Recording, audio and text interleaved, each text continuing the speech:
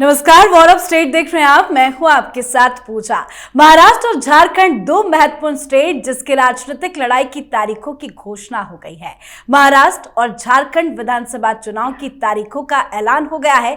चुनाव आयोग ने आज पूरा चुनावी शेड्यूल जारी कर दिया है। महाराष्ट्र में एक फेज में तो झारखंड में 2 चरण में मतदान होंगे। महाराष्ट्र में 20 नवंबर को वोटिंग होगी और 23 नवंबर को नतीजों का ऐलान किया जाएगा। तो वहीं झारखंड में पहले चरण की वोटिंग 13 नवंबर को तो दूसरे चरण की वोटिंग 20 नवंबर को होगी। महाराष्ट्र के साथ ही झारखंड चुनाव के नतीजे भी 23 नवंबर को ही आएंगे। इसके अलावा 13 राज्यों की 49 विधानसभा सीटों पर भी उपचुनाव की घोषणा की गई है। इनमें उत्तर प्रदेश की 9, राजस्थान की 7, पश्चिम बंगाल की 6, असम की 5, बिहार की 4, पंजाब की 4, कर्नाटक की 3, केरल की भी 3, मध्य प्रदेश और सिक्किम की 2-2 और गुजरात, उत्तराखंड और छत्तीसगढ़ की खाली 1 विधानसभा सीटें भी शामिल है।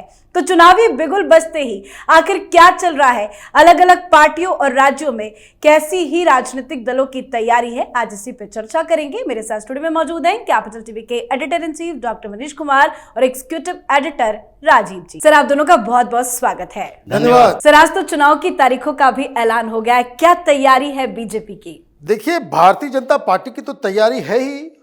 ये कांग्रेस वाले पहले ही दिन रोने लग गए, कहने लग गए भाई महाराष्ट्र में एक ही बार में क्यों चुनाव हो रहा है।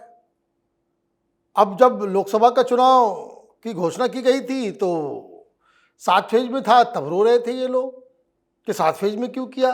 अब 1 फेज में किया जा रहा है तो उसमें रोना। तो कुछ लोगों की रोने की आदत है। भारतीय जनता पार्टी की तैयारी पूरी मुकम्मल है। महाराष्ट्र में सीट शेयरिंग का पूरा फॉर्मूला ऑलरेडी तय हो चुका है। झारखंड में भी भारतीय जनता पार्टी ने अपनी तैयारी पूरी कर ली है। सीटों का जो बंटवारा जो भारतीय जनता पार्टी की तरफ से जो था वो पूरा कर लिया गया है। आगे आने वाले 1 दिन के अंदर उम्मीदवारों की लिस्ट धीरे धीरे करके सामने आएगी। ये भारतीय जनता पार्टी की तैयारी का एक इसको कह सकते हैं कि एग्जाम्पल सामने आएगा।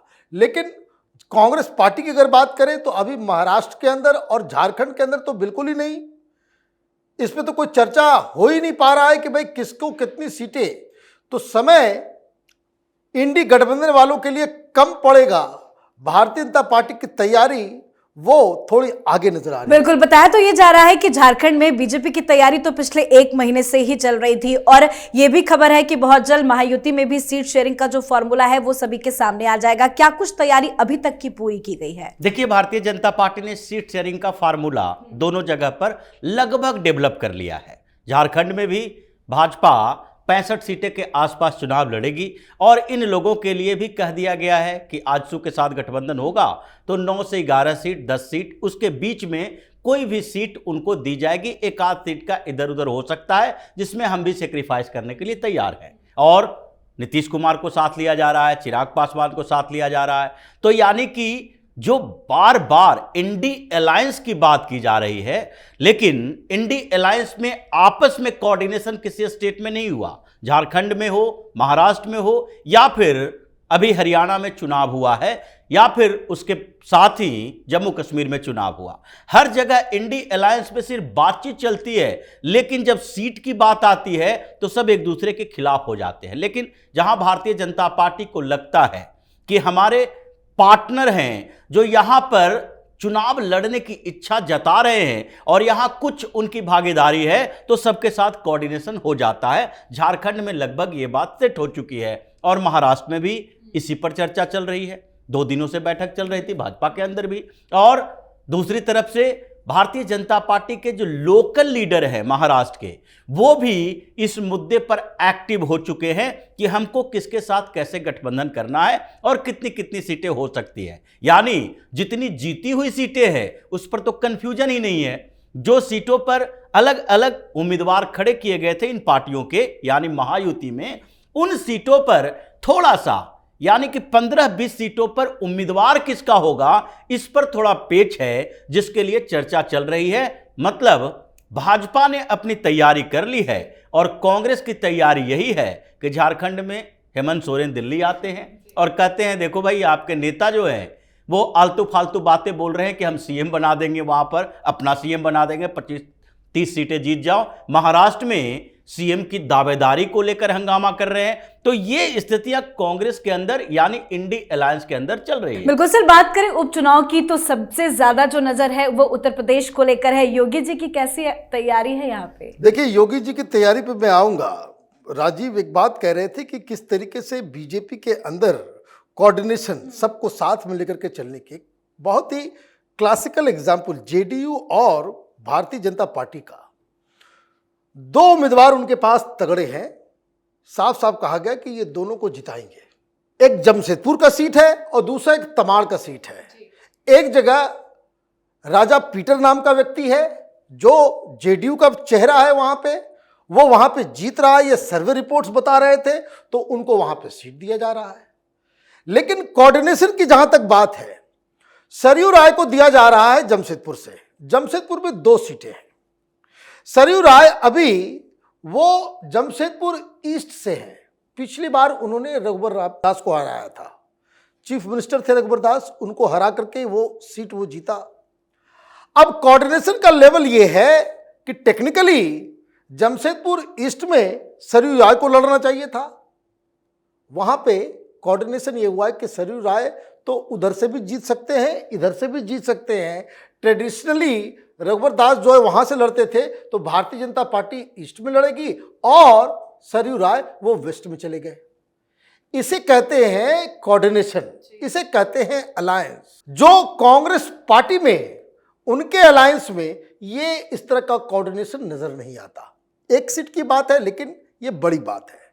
अब उपचुनाव में उत्तर प्रदेश में देखिए जो स्थिति है, जो नाक का सवाल बना हुआ है। एक तो इलेक्शन कमीशन को ये एक्सप्लेन करना चाहिए था कि उन्होंने अयोध्या का चुनाव क्यों डिक्लेयर नहीं किया, कि वहाँ पे मिल्कीपुर का इलेक्शन जो है क्यों अभी विधेल करके रखा हुआ है, ये समझ के बाहर है।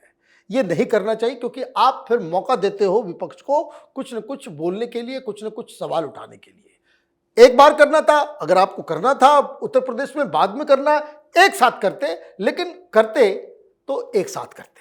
तो ये चीज है। लेकिन जमीनी स्थिति क्या है? जमीनी स्थिति यही है कि भारतीय जनता पार्टी की जो तैयारी है पिछले 3 महीने से, राहुल गांधी, अखिलेश यादव ये नाक रगड़ते रह जाएंगे, इक्का दुक्का सीट जीत पाए, ऐसी स्थिति बन गई है। जिस हिसाब से संगठन, जिस हिसाब से नेताओं, जिस हिसाब से मंत्रियों, जिस हिसाब से विधायकों को अलग अलग कंस्टिट्यूंसी में लगाया गया, 30-30 मिनिस्टर इन 10 सीटों के ऊपर, उनको दूसरा कोई काम नहीं, 1 पॉइंट एजेंडा, और तमाम गांव में भारतीय जनता पार्टी पहुंच चुकी है। तो ये तैयारी का लेवल है, और मुझे लगता है कि उत्तर प्रदेश में ये जो जीत का अहंकार, ये अवधेश प्रसाद को अयोध्या का राजा जो ये लोग डिक्लेयर कर रहे हैं, ये बहुत महंगा पड़ रहा है। इस जीत का अहंकार इस उपचुनाव में टूट जाएगा, क्योंकि योगी जी की तैयारी पूरी है। सर, वायनाड भी एक इंपॉर्टेंट सीट है, वहां पे क्या चल रहा है? कोई खबर क्यों नहीं प्रियंका वाड्रा राहुल गांधी को लेकर आ रही है? देखिए, वायनाड का उपचुनाव है जो पहले ही कांग्रेस लगभग जीती हुई है, क्योंकि सीपीएम ने भी सरेंडर कर दिया है। इन लोगों के आपस में कोऑर्डिनेशन है, और इसलिए वहां पर भारतीय जनता पार्टी के लिए ये कोई प्रतिष्ठा का सवाल नहीं है कि उपचुनाव में प्रियंका वाड्रा को हराना है। वो मुस्लिम बहुल सीट है, और भारतीय जनता पार्टी के लिए आगे कुछ दिख भी नहीं रहा है कि मुसलमान को एक वोट दे दे।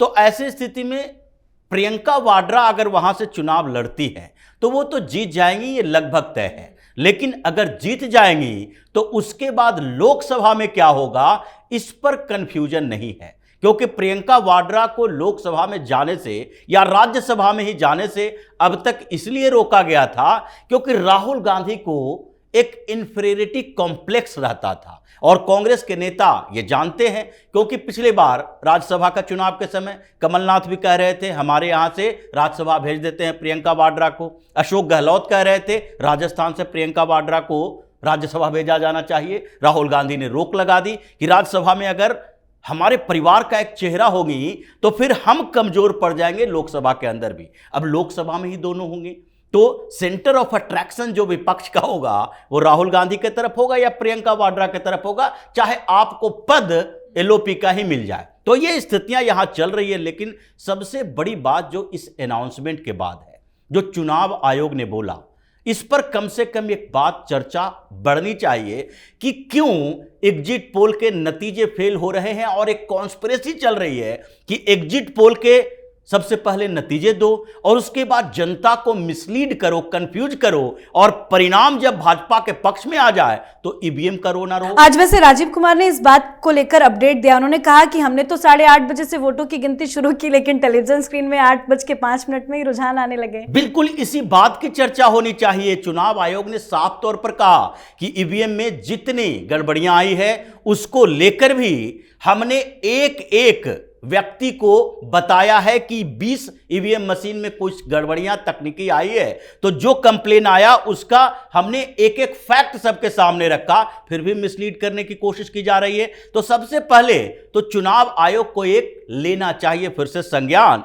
कि एग्जिट पोल पर क्या प्रतिबंध लगाया जा सकता है, बैन लगाया जा सकता है। पहले भी सर्वे को लेकर हुआ था कि हर उपचुनाव में या चुनाव में अगर 2-3 राज्यों में हो रहा है, 2-3 जगहों पर हो रहा है, तो सबके चुनाव होने के बाद ही अंतिम में आप एग्जिट पोल निकालेंगे और इसलिए इसके बाद ही एग्जिट पोल होते हैं। अब तो पूरे एग्जिट पोल पर ही लग गया है कि बैन लगाया जाना चाहिए। और ईवीएम को लेकर जिस तरह उन्होंने बात कही है, इसमें तो कांग्रेस को सीधी चेतावनी है कि अगर आप ईवीएम पर आगे भी सवाल उठाते रहे तो फिर हम सीधे ऑर्डर लाएंगे सुप्रीम कोर्ट से और इसके ऊपर हर सवाल के जवाब के लिए आपको सुप्रीम कोर्ट के अवमानना का शिकार होना बिल्कुल। और लोगों का भरोसा भी टूट गया है, तो हो सकता है कि एग्जिट पोल पर बैन लग जाए। सर, एग्जिट पोल पे आप क्या कहेंगे? देखिए, एग्जिट पोल मेरे हिसाब से तो होना चाहिए। ये डेमोक्रेसी है, it's a celebration. Sometimes you are right, sometimes you may go wrong, लेकिन इससे क्या होता है कि हिंदुस्तान की जनता जो है वो इलेक्शनियरिंग और सारी चीज़ों में, पॉलिटिकल बहस, इसमें जो है वो इंटरेस्ट उनका बढ़ता है। चुनाव को जितना आप टेक्निकल और मैकेनिकल करेंगे वो जनता से उतना दूर जाएगा। जिस हिसाब से अब 7-8 दिन मौका मिलता है उम्मीदवारों को प्रचार करने का, ऐसा नहीं होना चाहिए। प्रधानमंत्री मोदी जो लेकर के आ रहे हैं कि 1 नेशन 1 इलेक्शन, एक बार में सारा इलेक्शन हो जाए, ये इसलिए भी ज़रूरी है कि अब देखिए लोकसभा गया, बस शुरू हो गया झारखंड, हरियाणा और जम्मू कश्मीर। अब ये एक इलेक्शन ख़त्म हुआ, फिर दूसरा शुरू हो गया। अब ये ख़त्म होगा तो फिर दिल्ली शुरू हो जाएगा, दिल्ली ख़त्म होगा तो फिर बिहार शुरू हो जाए। हर वक्त क्या हम इलेक्शन मोड में ही रहेंगे? इससे तो बेहतर है कि नेताओं का भी समय बचे, सरकारों की भी समय बचे और सरकार 5 साल आराम से काम कर सके, पॉलिटिकल पार्टीज अपने संगठन को मजबूत कर सके। 5 साल का उनके पास टाइम मिलेगा, मोबिलाइज कर सकेंगे, नए चेहरे आएंगे, सब कुछ जो है वो एक हिंदुस्तान की डेमोक्रेसी को एक नई ऊर्जा प्राप्त होगी। और ये जो सर्वे है और ये जो एग्जिट पोल है, मैं हमेशा, अगर हमारे प्रोग्राम को अगर आप देखेंगे तो मैं हमेशा कहता हूँ मैं इस पर बिलीव नहीं करता, लेकिन लेकिन मैं ये ज़रूर कहता हूँ ये होना चाहिए। एक नहीं, 100 एग्जिट पोल हो, लेट एवरीबडी पार्टिसिपेट। इसमें क्या होता है कि बहुत, ये त्यौहार है, त्यौहार में कोई कुछ करता है, कुछ, अब देखिए घर में शादी होती है तो कुछ मौसा जी जो है वो नाराज़ भी हो जाते हैं। कुछ परिवार में ऐसे लोग होते हैं जो शादी में विघ्न डालने का ही काम कर रहे हैं, वो शादी में आते हैं।